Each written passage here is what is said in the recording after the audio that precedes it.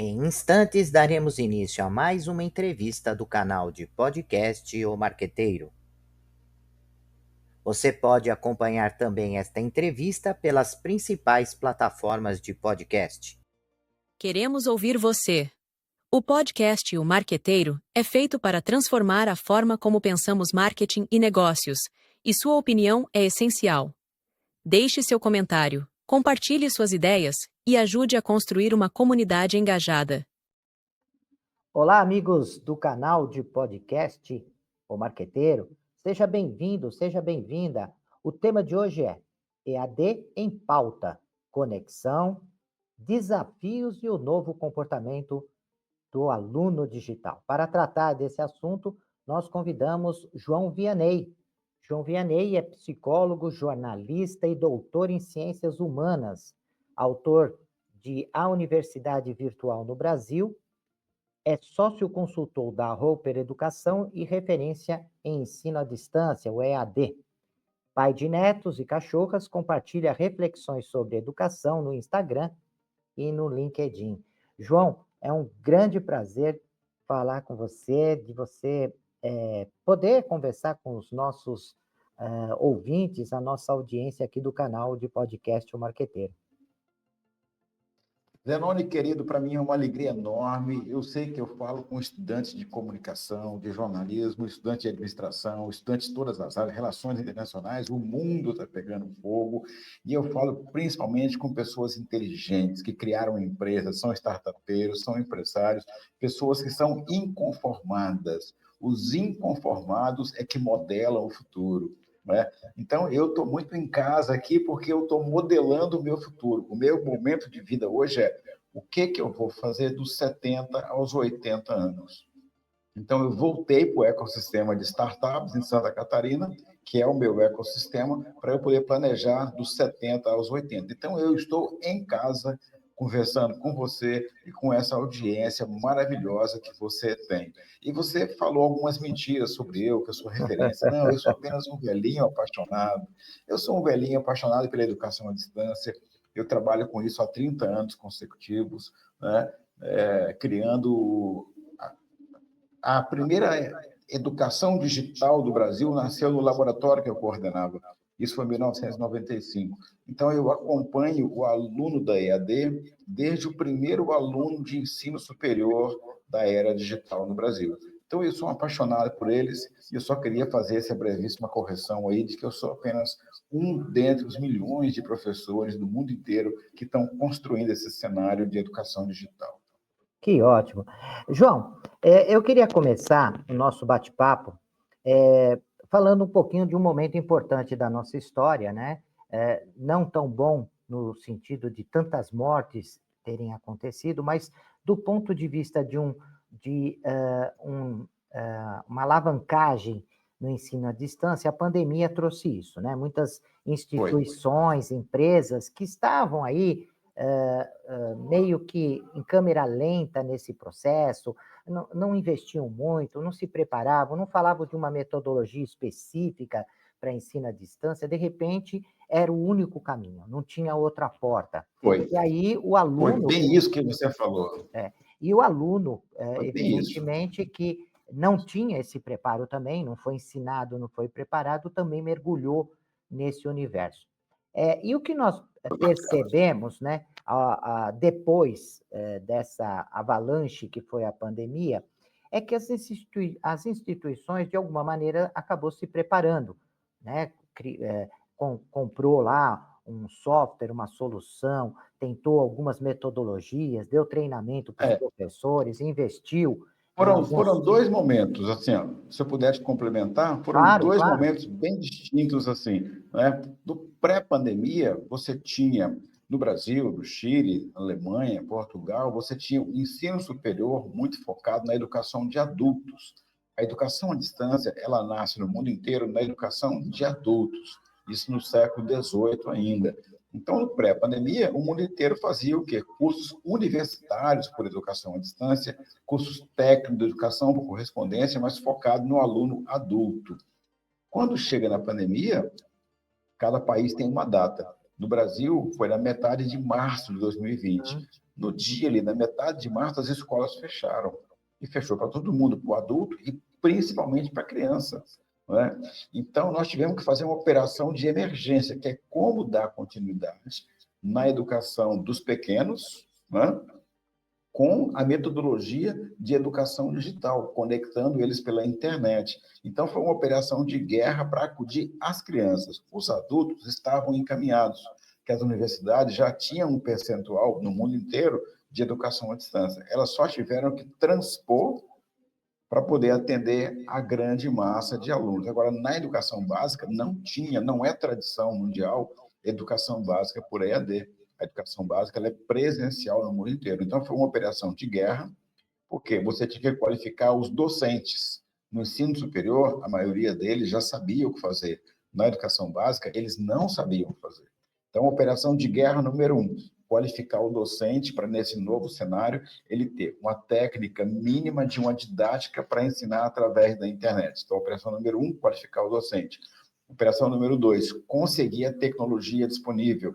Ela já existia na educação de adultos. Então, tivemos que pegar os ambientes virtual de aprendizagem, adaptar para a educação básica. Operação número 3, o aluno consegue acessar, nós vamos ter que ver a base tecnológica do aluno. Num país desigual como o Brasil, muitos alunos não tinham acesso à internet. Então, tinha que prover o acesso à internet e, às vezes, levar o computador para a casa do aluno, que não tinha computador nem internet na casa dele. Então, tinham que fazer esse terceiro movimento. O último movimento, então, foi engajar o aluno, trazer o estudante para poder usar esse novo ambiente para ele poder estudar. Até então, o ambiente digital para o aluno era um ambiente de entretenimento, era um ambiente de jogos, de games, de relacionamento. Então, ele não entendia o ambiente digital como um espaço de trabalho, porque estudar é um trabalho. Ele não entendia o ambiente digital como um espaço formal. Então, trazer o estudante para o espaço formal. Esses 4 movimentos tiveram que ser feitos em uma semana. Onde você tinha algum limitador, foi para 2, 3, 4, 5, 6, 7 semanas. Então, na escola pública no Brasil, demorou muito mais. Na escola particular, que tinha mais meios, demorou muito menos. Então, quanto maior o recurso disponível, mais curto foi esse espaço de tempo. Mas depois de alguns meses, o Brasil inteiro estava com a educação básica operando por EAD. E pegando essa mesma linha, né? Esse aluno que e também as instituições, independente de ser do ensino básico, ensino médio ou universitário, né, superior, o que nós estamos percebendo, ou percebemos que, ao longo desse processo, houve uma perda no que diz respeito ao ensino. Muitos alunos dizem que nesse período de tempo eles não absorveram nada, não tinham responsabilidade, não tinham ainda uma organização. Muitos dizem que mal assistiam às aulas, se conectavam, iam dormir, iam fazer outras coisas. A gente tem indicadores para isso, tá? No Brasil, por exemplo, todos os países têm, o Chile tem, Portugal tem, a Alemanha tem, Estados Unidos tem. Você tem pesquisas anuais de aproveitamento didático dos estudantes. No Brasil chama IDEB, Índice de Desenvolvimento da Educação Básica. Ele acompanha o que o aluno aprendeu, ano sim, ano não, ano sim, ano não. O nosso indicador básico, durante a pandemia, tá? Ele caiu cerca de 17% em relação ao ano anterior, ao ciclo anterior. Então, a gente teve, de fato, uma perda de aproveitamento. Não é que ele não aprendeu, ele teve uma perda de aproveitamento, ele aprendeu menos. Por que ele aprendeu menos? Em primeiro lugar, muitos ficaram parados. 1, 2, 3, 4 meses parados. Você pega um ano letivo, o ano letivo não tem 12 meses, o ano letivo tem 8 a 9 meses. Se você parou 2 meses, você perdeu 30% do ano letivo. Então, você teve uma parada inicial e quando você engatou, o professor não sabia como dar uma aula online, o aluno não sabia como estudar online. Então, teve um período de esquenta, de aquecimento ali. Então, esses 2 fatores, né, o delay, demorar para entrar, e o outro, a cultura de como ensinar pela internet e como aprender pela internet, ela demora um tempo até se processar, tanto no professor para ensinar, quanto no aluno para aprender. Então, em função disso, tivemos uma queda. Mas eu considero que foi uma queda muito pequena Porque logo após a pandemia, a gente conseguiu recuperar. A gente fez esse movimento de voltar e superar o patamar anterior. Então, se você imaginar uma curva aqui, ó, ela cai na pandemia, mas quando ela volta acima de onde ela estava. Ela estava aqui, ela caiu para cá, quando ela voltou aqui, ela voltou acima. Então, a gente conseguiu recuperar a condição de aprendizagem. Quanto mais jovem é a pessoa, mais rapidamente ela recupera a condição de aprendizagem. Então, nossas crianças deram um show no pós-pandemia e já recuperaram, e já fizeram a recomposição e já estão engatadas. Tem quem ficou com sequela? Tem. Aí chama lacuna de aprendizagem. Aí, o que as escolas fazem? A recomposição. Identifica a lacuna e faz a recomposição. Hoje, o mundo inteiro trabalha com a personalização da aprendizagem. Você consegue mapear aonde aquela criança parou, qual é o detalhe que ela não conseguiu engatar. Então, em vez dela repetir o ano inteiro, você dá para ela aquele componente que faltou. Aí, rapidamente, ela acelera. É isso que aconteceu. Vianney, é esse ponto que eu queria chegar, né? Quando você fala dessa curva, né? E nessa curva, nesse processo de ensino, houve um grande aprendizado por parte das instituições, né? E eu queria justamente aproveitar essa sua experiência, o seu conhecimento, para falar um pouco desse aprendizado, qual o modelo ou qual a forma de conseguir um engajamento, uma conexão com esse aluno para que ele possa ter um processo adequado de ensino? Ou seja, quais são as atividades que podem ser executadas que têm um resultado mais efetivo no que diz respeito ao ensino à distância? Excelente. A pergunta é dificílima de responder. Eu vou tentar fazer uma síntese aqui, porque o Zanoni me pegou pelo pé. Tá? Zanoni, o que é o grande legado da pandemia para a educação em geral? É o rastreamento.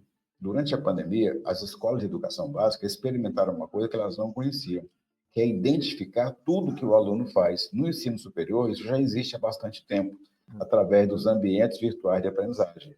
Tudo que o aluno faz fica registrado, como se fosse um eletroencefalograma ali, né? Tudo que ele faz está registrado ali, ou um eletrocardiograma. Na educação básica não tinha isso. Era muito o professor que observava a turma e percebia, aquele aluno não prestou atenção, aquele aluno não está indo muito bem, aquele aluno vai muito bem. Dependia muito do olhar do professor. Quando chega a pandemia, todos os alunos ganham um código digital que fica no ambiente virtual de aprendizagem. Então, tudo que ele faz fica registrado. Acertou, errou, estudou, não estudou, que nota que tirou, faltou, não veio. Então, nós passamos a ter, na educação básica, além do ensino superior, um mapa do comportamento digital do aluno em relação à educação. Então, hoje, a gente consegue ter a personalização do ensino-aprendizagem. É um código mundial, PSI, personalização do ensino-aprendizagem, ou ensino estruturado individualizado. Então, eu consigo hoje oferecer para um aluno aquilo que eu sei que ele está buscando, porque aquilo está localizado no sistema. Aí eu aplico inteligência artificial, que ela fica lendo o comportamento da turma toda. Aí ela pode identificar comportamentos padrão. Se a maioria dos alunos não consegue responder uma questão com fórmula de Bhaskara. Então, eu tenho que revisar a fórmula de Bhaskara para a turma inteira. Mas ela pode me dizer o seguinte, 3 alunos, o aluno este, aquele e aquele, não conseguem fazer a segunda operação da fórmula de Bhaskara. Então, eu consigo pegar aqueles 3 alunos e responder para eles e dar um conteúdo complementar e uma atividade para aquele problema. Aí eles não vão trancar a turma toda, eles vão avançar junto com a turma. Então, essa revolução da personalização da aprendizagem, ela libera o professor para avançar com a turma no coletivo e orienta o professor de como acudir individualmente aqueles alunos que precisam de um reforço para acompanhar a turma no coletivo.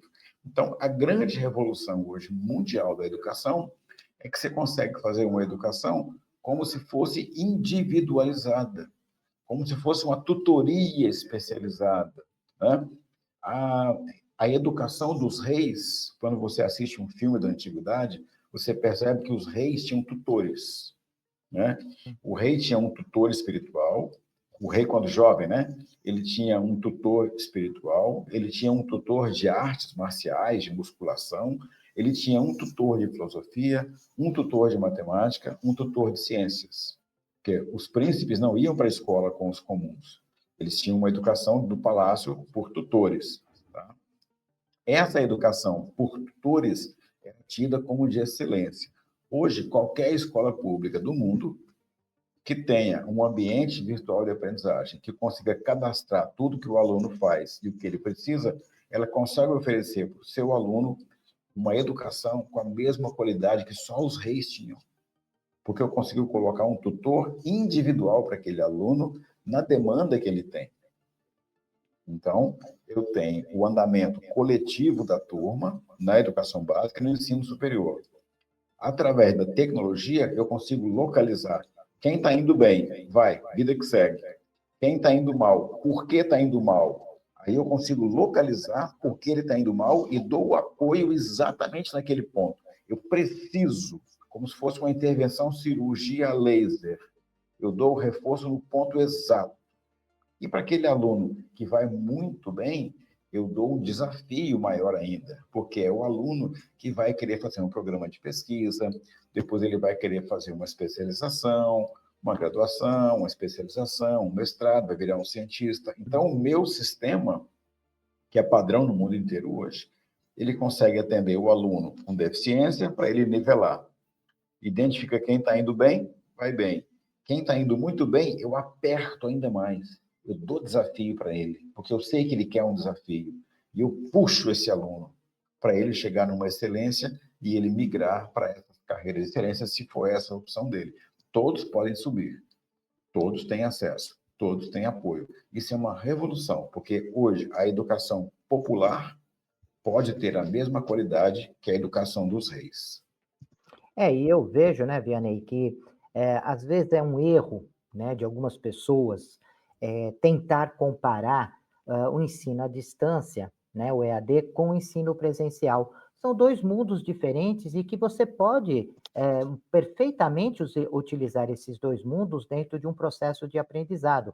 Assim como é um erro falar que o teatro vai acabar com a televisão vai acabar com o cinema, é um erro achar que o EAD vai substituir o presencial, ou que o presencial é melhor do que o EAD. Cada um tem o seu foco, cada um tem o seu objetivo, e você pode, como aluno, como estudante, utilizar esses dois mundos em momentos diferentes, dependendo da sua característica, dependendo do seu perfil, dependendo do seu momento. Às vezes o seu momento não permite ir num local físico.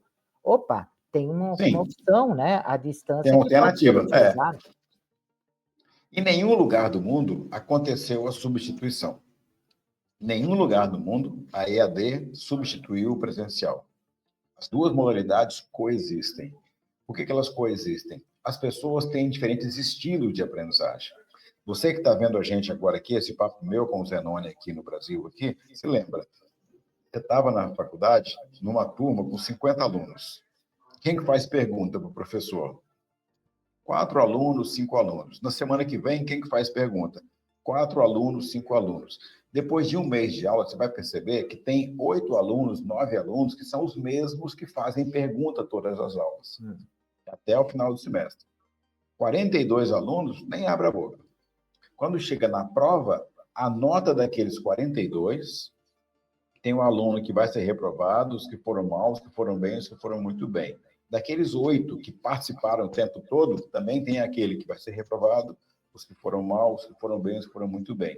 Não existe diferença entre a aprendizagem do aluno que participa o tempo todo das aulas e do aluno que não participa o tempo todo, porque ele está participando por dentro.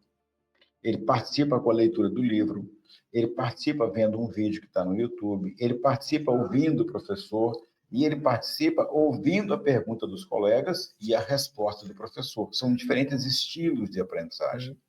Então, a EAD, ela é mais própria para aquele aluno que tem um estilo mais autônomo de aprendizagem, que ele anda mais sozinho. Tá? Então, não quer dizer que todo mundo vai se dar bem na EAD, nem que todo mundo vai se dar bem no presencial. Quantos colegas eu tive no presencial que estavam na sala de aula, mas eles estavam ausentes, a mente não estava ali presente, e eles não aprendiam. Então, em nenhum lugar do mundo houve uma substituição. A EAD atende um perfil de usuário, o presencial atende outro perfil de usuário. Na ausência total de EAD, tem cidades muito pequenas, na ausência total do presencial, em cidades muito pequenas, não comportam a faculdade presencial. A alternativa que tem é o quê? Mudar para uma cidade grande ou fazer educação à distância. Mas aí é uma condição extrema. Né? Na maioria das cidades, o aluno vai poder fazer a opção. Não, eu quero fazer presencial ou eu quero fazer educação à distância, pelo meu estilo, pelo meu comportamento de aprendizagem. E mesmo dentro da EAD, tem comportamentos muito engraçados. Por exemplo, o aluno que faz disciplinas e cursos na área de tecnologia da informação, ele não quer encontrar com ninguém. Ele quer resolver a vida dele sozinho. O aluno que faz um curso, por exemplo, pedagogia, para trabalhar com educação básica, ele quer encontrar com os colegas, ele quer fazer trabalho de grupo. Então, você tem comportamentos dentro da própria educação à distância muito característicos. Então, um aluno não é igual ao outro, e os alunos que se agregam numa carreira, numa formação, são diferentes dos alunos que se agregam em outra carreira, em outra formação. Essa é a beleza do ser humano, né? Das diferenças que existem entre os seres humanos, e eles, graças a Deus, hoje têm a liberdade de agrupamento, onde ele se sente mais confortável na trajetória de aprendizagem. Eu acho isso fantástico, eu sou apaixonado pelos alunos. Sem dúvida alguma. Bom, Vianney, nós chegamos ao final do nosso bate-papo, é super rápido mesmo, um assunto tão difícil, tão atual, tão apaixonante, né, que é ensinar. Eu acho que ensinar é um dom que é dado, né, para algumas Uhum. pessoas, né, nem todo mundo às vezes tem esse dom de ensinar, e é tão gostoso, né, conversar com alguém que está apaixonado pelo ensino e por uma modalidade de ensino e briga por ela, né? Eu te acompanho nas redes É, sociais e vejo a sua briga, é. né, em relação aquilo que você acredita, né, que é possível sim Eu brigo fazer pelo direito dos alunos, é né? verdade. Eu brigo pelo direito de aprender, né? Da forma como for possível, pelo presencial ou pela EAD. Basicamente, eu brigo pelos estudantes, porque eles têm o direito de aprender. O mundo mostra: quem estuda vive mais, quem estuda é mais feliz, quem estuda ganha mais. Então, eu sou contra qualquer impedimento ao estudo. Eu entendo a educação como um princípio libertador, tá? Do corpo, da mente, da alma e do bolso. Então, eu defendo os estudantes, seja no presencial, seja na EAD. Quem quiser cortar o direito do estudante aprender e crescer, subir na vida, brigou comigo. Vianney, então chegamos ao final. Queria agradecer profundamente essa sua disponibilidade, esse carinho com o canal de podcast O Marqueteiro, e queria deixar aí os minutos finais para você falar um pouco do trabalho, dar alguma dica, deixar o seu contato, enfim. Olha, aqui eu queria dizer para você, o Brasil tem grandes poetas, né? Tem Castro Alves, escreveu ainda nos tempos sombrios da escravidão, e eu sou descendente de escravos, né? Ele escreveu uma coisa linda, é um grande poema da educação brasileira, ainda na escravidão. Ele escreveu: o livro caindo na alma é o germe que faz a palma, é a chuva que faz o mar. Bendito aquele que semeia livros, livros a mancheia, e manda o povo pensar. Isso é de uma profundidade ímpar, né? Então, eu queria, assim, agradecer essa oportunidade, Zanoni, de falar aqui no Marqueteiro, resgatando esse grande poeta brasileiro que foi o Castro Alves, que cantou exatamente a liberdade. A liberdade, naquele tempo, era abrir os grilhões, né? Libertar os escravos, mas mais do que isso, libertos que tivessem acesso à educação, porque só pela educação viria a verdadeira libertação. Então, eu fecho com esse poema do Castro Alves, te agradecendo imensamente. E o meu Instagram é o meu nome, João, sem acento, João Vianney, Vianney, tudo emendado, underline EAD. João Vianney, underline EAD. Encontro com você no Instagram. Beijo. Um beijo também para você, João. Muito obrigado e até o nosso próximo encontro. Até lá. Deixe seus comentários, sugestões e opiniões. E aproveite e se inscreva no canal.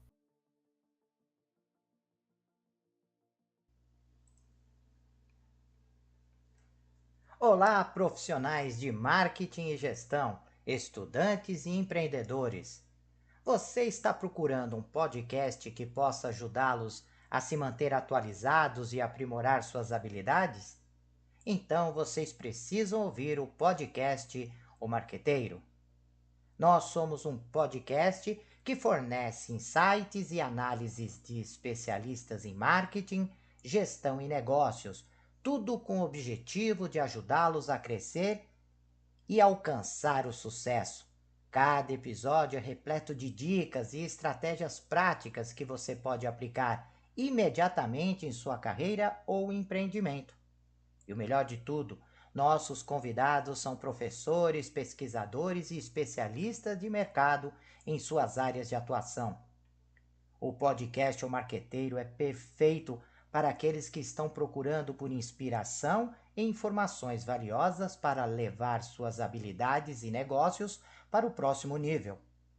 E se vocês gostarem do que ouvirem, não esqueçam de nos seguir nas redes sociais e compartilhar com amigos e colegas de trabalho. Afinal, quanto mais pessoas ouvirem, mais impacto causará no mundo dos negócios e da gestão. Então, o que vocês estão esperando? Vamos ouvir o podcast O Marqueteiro agora mesmo e transformar suas carreiras em empreendimento? Até o próximo episódio.